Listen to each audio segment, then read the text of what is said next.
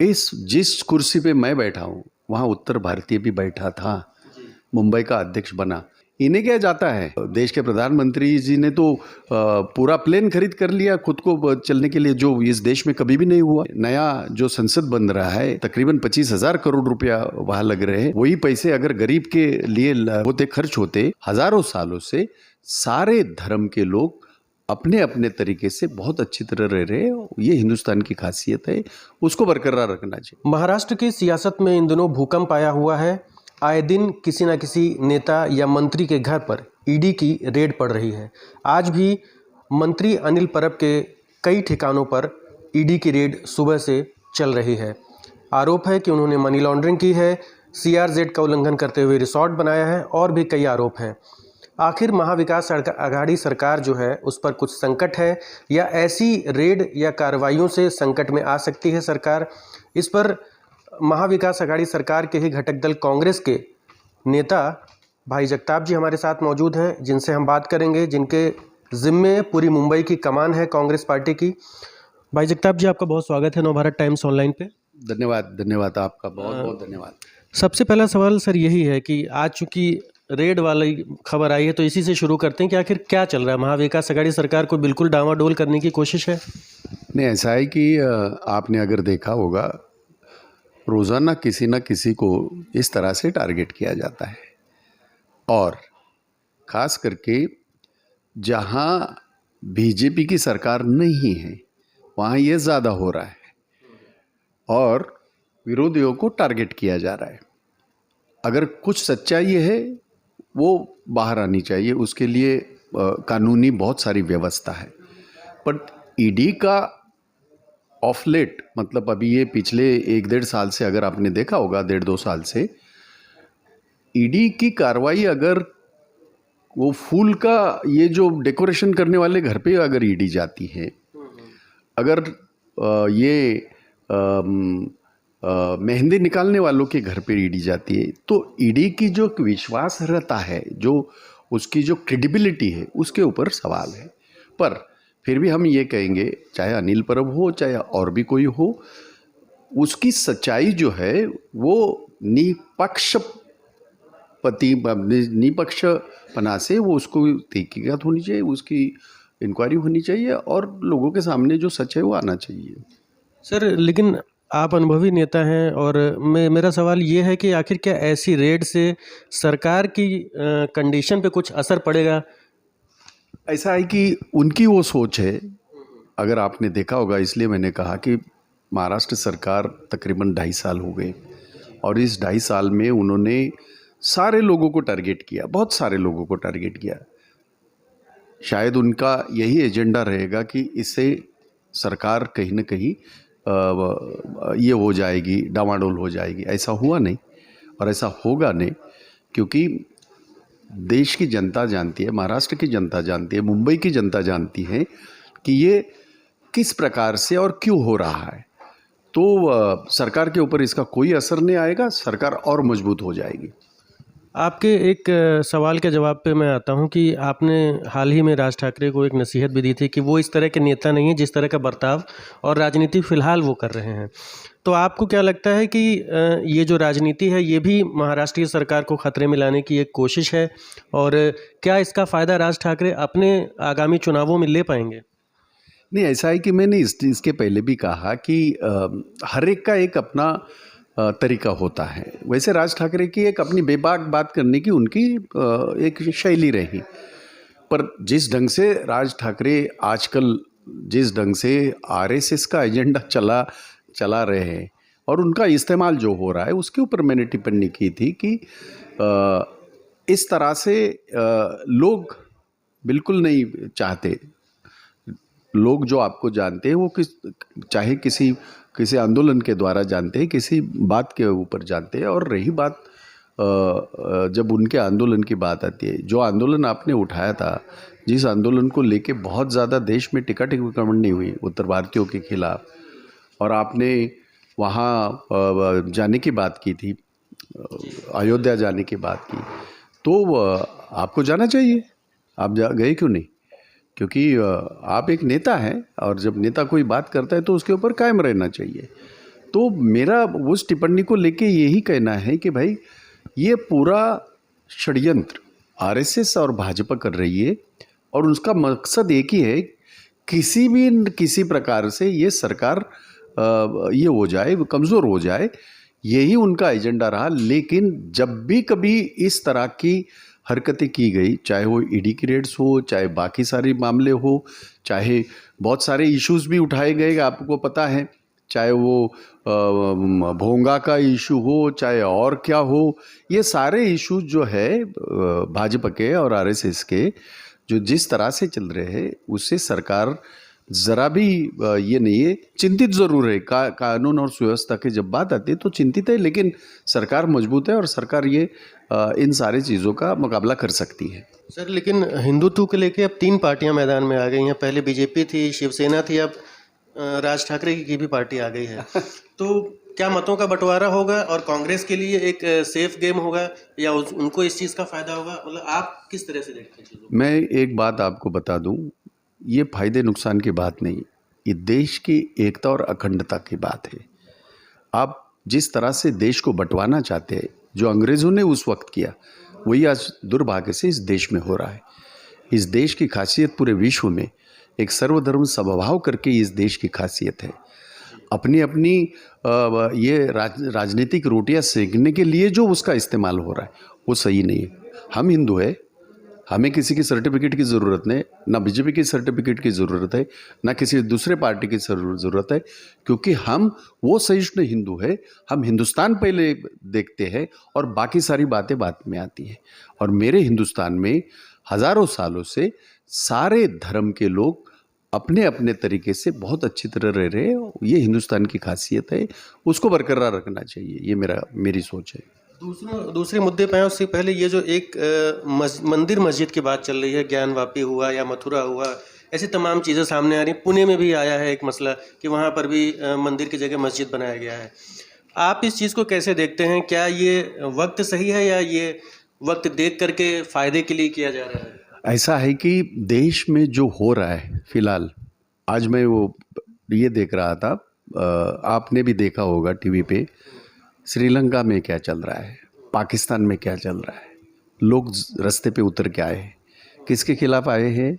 सरकार के खिलाफ आए हैं। क्यों आए हैं? क्योंकि सरकार नाकामयाब हो चुकी है, इसलिए लोगों का जीना हराम हो रहा है। मेरे देश में भी, हमारे हिंदुस्तान में यही हो रहा है। महंगाई से लोग बेहाल हुए हैं।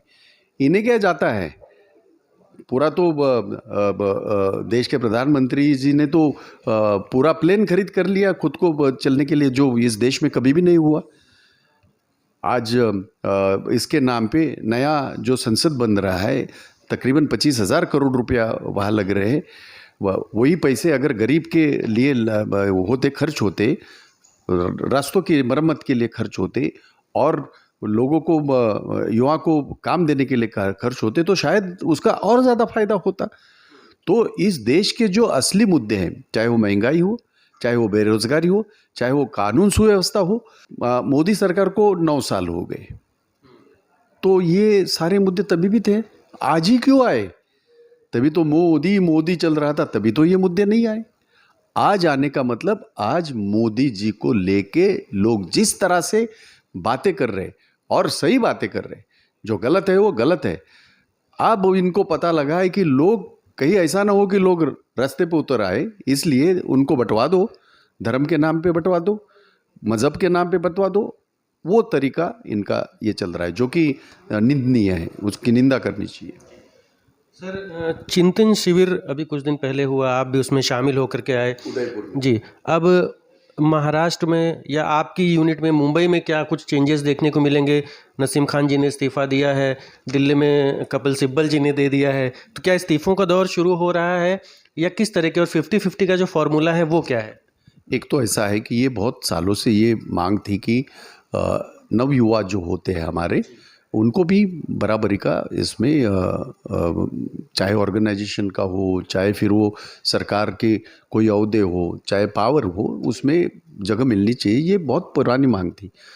मुझे खुशी होती है इस बात की कि उस बात को एक मान्य किया गया और अभी जितने भी हमारे पदाधिकारी होंगे उसमें मैं हमेशा इसको कहता हूँ, जोश और होश। जोश है, जब आज युवा भारत है तो युवाओं को सही ढंग से मिलना चाहिए प्रतिनिधित्व। मैं मेरी बात करूं, मेरा 1.5 साल हुआ मैं अध्यक्ष बना, सबसे ज़्यादा युवा मेरे कमेटी में, मुंबई के कमेटी में मैंने युवक कांग्रेस को डाला है, मैंने NSUI के कुछ बंदों को लिया है, मैंने महिलाओं को लिया है। तो ये वक्त की ज़रूरत है, ये वक्त का तकाजा है, जिसका निर्णय हुआ है वो अभी ये किया जाएगा। आपने जिस इसकी बात की, इस्तीफे दिए जा रहे, क्योंकि 1 पर्सन 1 पोस्ट, ये जो हमारा एक ये रहा सिद्धांत रहा, जिसके ऊपर मोहर लगाई गई, तो जिनके पास 2-2 पद है वो सारे अपना अपना इस्तीफा दे रहे हैं। उसमें कपिल सिब्बल का नाम शामिल नहीं होता है। ऐसे अपॉर्चुनिस्ट बहुत सारे रहते, कांग्रेस में ऐसे अपॉर्चुनिस्ट बहुत सारे रहे। मैं उसके ऊपर इस वक्त टिक्का टिप्पणी नहीं करूँगा, लेकिन हमने मुंबई में और सारे हिंदुस्तान में ये कोशिश हो रही कि भाई एक बंदा, एक व्यक्ति है जो एक पद पे रहे, ताकि दूसरे लोगों को हम इसमें मौका दे सकते हैं। ये उदयपुर में जो हमारा ये हुआ रेजोल्यूशन हो, उसका इम्प्लीमेंटेशन अभी हो रहा है। मुंबई की बात आपने की, मुंबई में मैं आपको बता दूं कि उदयपुर में जो रेजोल्यूशन हुआ भारत जोड़ो, कारण ये था कि जैसे महात्मा गांधी ने अंग्रेज़ों भारत छोड़ो नारा दिया था, इस मुंबई से दिया था, 9 अगस्त को दिया था, अगस्त क्रांति मैदान से दिया था, क्योंकि उन्होंने इस देश के ऊपर बहुत अन्याय किया था, इस जनता के ऊपर अन्याय किया है। उसी तरह मोदी सरकार और आज जहां केंद्र सरकार जिस तरह से इस देश में ये वातावरण कर रही, तो ये वातावरण भारत तोड़ो का वातावरण हो रहा है, उसको भारत जोड़ो अभियान से हम लोग जवाब देंगे। और इसके प्रति इस कार्यक्रम के अनुसार कश्मीर से लेकर कन्याकुमारी तक खुद राहुल गांधी और हमारे नेता सारे पदयात्रा करेंगे। मुंबई में मैंने इसके पहले भी पदयात्रा शुरू की थी, 32 वार्डों में मैंने पदयात्रा की, आपने भी उसको ये किया था। मुंबई में 236 वार्ड है, मैंने भी अभी मुंबई में ये खाका मैं तैयार कर रहा हूँ कि मैं मुंबई के बाकी सारे जो वार्ड हैं उसमें 236 वार्ड में मैं भी पदयात्रा करूँ और लोगों से जनसंपर्क करूँ, और भारत जोड़ो जैसा एक हमारा नारा दिया गया है, मुंबई जोड़ो का काम हम मुंबई कांग्रेस करेगी। सर, ये जो उत्तर भारतीयों को लेकर के अब, क्योंकि BMC इलेक्शन है और सबसे ज़्यादा मुंबई में उत्तर भारतीयों की भी तादाद मानी जाती है, एक अच्छे खासे वोटर हैं, इनको आप कैसे कंसीडर करने वाले हैं? क्या रणनीति है? और बहुत सारी दिक्कतें मुंबई शहर में आप खुद भी देख रहे हैं। ऐसा है कि उत्तर भारतीयों को लेके राजनीति भाजपा ने की, सिर्फ राजनीति ही हो रही है सर, सिर्फ राजनीति हुई। कांग्रेस ने उत्तर भारतीयों को सम्मान दिया। जिस कुर्सी पे मैं बैठा हूँ वहाँ उत्तर भारतीय भी बैठा था, मुंबई का अध्यक्ष बना। हमने हमेशा पहले हमारे उत्तर भारतीय महापौर जो बने RR सिंह, जरा ये बताइए, तो हमने हमेशा जो योग्य बंदा है उसको न्याय देने की कोशिश की, चाहे वो आमदार हो, चाहे खासदार हो, चाहे वो मंत्री हो, ये कांग्रेस ने किया है। बावजूद के इसके अगर कुछ लोग इतने स्वार्थी अगर बने हैं, अपने स्वार्थ के लिए कहीं जा रहे, तो वो उनकी बात है। लोग तो देखते हैं ना, लोग तो जानते हैं कि कांग्रेस ने इनको क्या क्या दिया है। तो मेरा ये सिंपल सा कहना है कि उत्तर भारतीयों को लेके मुंबई में हमारी पहले से भी हमारी पहल रही, आने वाले कॉरपोरेशन में भी उत्तर भारतीयों को सम्मानित किया जाएगा, उनको ये जो है टिकटें भी दी जाएंगी, और ना कि सिर्फ टिकटें दी जाएगी, उनको चुन के लाने का जो काम है वो भी हम सारे मिलके करेंगे, ताकि कौन कहाँ गया उससे अच्छा, कौन कहाँ कितने रैली ले रहा है उससे अच्छा, उत्तर भारतीयों के लिए पॉलिटिकली किसने ये किया है, मजबूत बनाया है, वो ज़्यादा इम्पोर्टेंट है। वो मैं मुंबई कांग्रेस के ओर से भी अध्यक्ष होने के नाते कॉरपोरेशन में मैं वो करूँगा। सर, अकेले चुनाव लड़ने का इरादा अभी भी है या चेंज हुआ है? आपको क्यों ऐसा लगता है? मैं तो 1.5 साल हुआ, पहले दिन से आपको मैं यही कह रहा हूँ कि कांग्रेस अपने बलबूते, अकेले बलबूते लड़ेगी। खास करके हमारी आघाड़ी सरकार तो है ही, अच्छा काम कर रही है। वो अपना काम करे, उससे कोई असर नहीं आएगा अगाड़ी सरकार के ऊपर। क्योंकि इसके पहले भी ये जो स्थानिक स्वराज्य संस्था होती है, स्थानीय स्वराज्य संस्था, उसमें हम लोग अलग अलग लड़ चुके हैं। मतलब ये कोई पहली बार ऐसा नहीं हो रहा है। तो मेरे ख्याल से मुझे पार्टी को मजबूत करना है, तो मेरे कार्यकर्ताओं को न्याय देना है। वो जो जिंदगी भर एक तिरंगा अपने कंधे पे लेके नारे लगाते हैं, उनको अगर मैं न्याय नहीं दे पाऊंगा तो फिर मेरा क्या मतलब है। इसलिए मैंने कहा कि मैं 236 जगह जो है सब जगह हम लड़ेंगे, किसके साथ हम अलायंस नहीं करेंगे। आप सरकार में शामिल हैं, आप बीएमसी में भी नेता, विपक्ष में आपके नेता हैं वहाँ पर कांग्रेस के। मुंबई में बारिश की वजह से मुंबई डूबने की भी खबरें आ रही हैं कि काम नहीं हुआ, नाले सफाई नहीं हुई है। तो आप अपनी ही सरकार का कैसे विरोध करते हैं? क्योंकि शिवसेना के वहाँ पर महापौर थे, अब तो फिलहाल नई एडमिनिस्ट्रेशन है। एक तो बर्खास्त हुई है महानगर पालिका, लेकिन अगर आपने सही बात की, मैं महानगर पालिका में कांग्रेस विरोधी पक्ष में है, मेरा विरोधी पक्ष नेता रहा और उसने हर बार अपनी बात रखी सदन में। ये 1.5 साल में तो मैं जो पानी है वो मुफ्त मिलना चाहिए और हम उसके ऊपर कायम है, उसको लेके हम लड़ेंगे। आज मुंबई की झुग्गी झोपड़ियाँ जो है, जो 62% मुंबई झुग्गी झोपड़ियों की है, वहाँ की हालत ये है, ना बेचारों को पानी मिलता है, ना उनको नागरिक सुविधा मिलती है। उसको लेके मैं बहुत बार मैं रास्ते पे आया हूँ, इसके आगे भी मैं उसके ऊपर आऊँगा। जहाँ तक झोपड़पट्टी को संरक्षित करने का मामला है, सबसे पहले कांग्रेस ने उठाया। आज तक कांग्रेस ने ही दिया सब। 1985 में सबसे पहले तो ये भी कहते हैं कि झोपड़पट्टियाँ कांग्रेस की ही देन है। देखिए, गरीब, इस देश का गरीब, इस देश में सबको हक है, वो मुंबई में आके अपनी रोजी रोटी तलाश कर सकता है, रोजी रोटी अपना परिवार संभाल सकता है। सारे लोग महलों में नहीं जाएंगे, सारे लोग बिल्डिंगों में नहीं जाएंगे। जब ये झोपड़ी आई है तो सबसे पहले मुझे फ़ख्र है इस बात का, अगर ऐसा कोई कह रहा है तो मुझे नहीं, इस बात का फ़ख्र है। इसलिए भी मैं कह रहा हूँ, 1985 को सबसे पहले कांग्रेस ने निर्णय लिया कि ये है झोपड़ी में रहने वाला गरीब है, उसको हक का घर मिलना चाहिए। उसके बाद 1990 में हमने उसी तरह का निर्णय लिया। 1995 में हमने निर्णय ले लिया। हमने 2000 साल में 2000 साल तक के झोपड़ों को हमने संरक्षित किया, इस यकीन के साथ कि उस गरीब को मुफ्त का उसका घर मिले और मुंबई झोपड़पट्टी मुक्त हो। लेकिन ये जो आज ये कह रहे, जरा पूछिए ये सारे बिल्डर कौन हैं इनके? ये इन्हीं के सारे लोग हैं।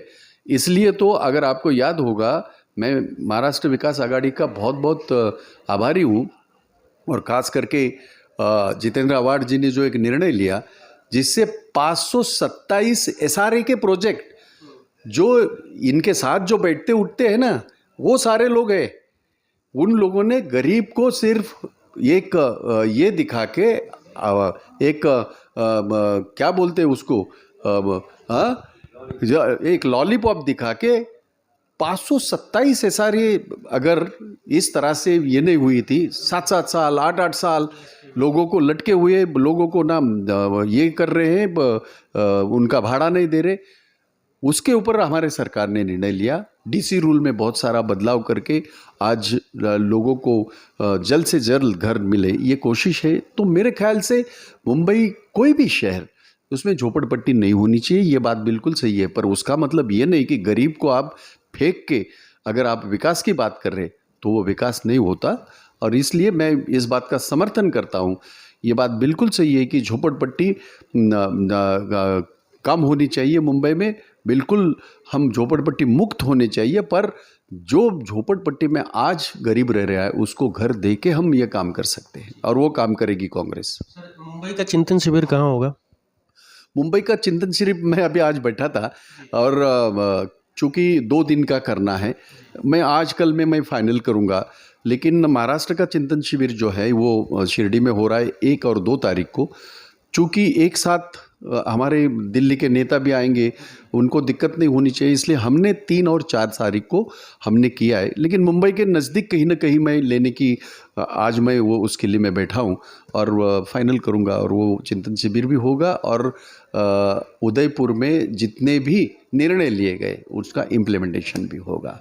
तो ये थे भाई जगताप जी जो बता रहे थे कि मुंबई में भी चिंतन शिविर होगा और इस्तीफों का दौर भी हो सकता है शुरू हो, जिसकी शुरुआत नसीम खान जी से हुई है। और भी कई मुद्दे हैं जिस पे उन्होंने खुले रूप से कहा है कि बीएमसी का चुनाव अकेले दम पे लड़ेंगे, उत्तर भारतीयों को अच्छा प्रतिनिधित्व मिलेगा, ना सिर्फ रिप्रेजेंटेशन बल्कि चुनाव जितवाने की भी कोशिश कांग्रेस पार्टी की तरफ से की जाएगी। Avinash Pandey, Navbharat Times online.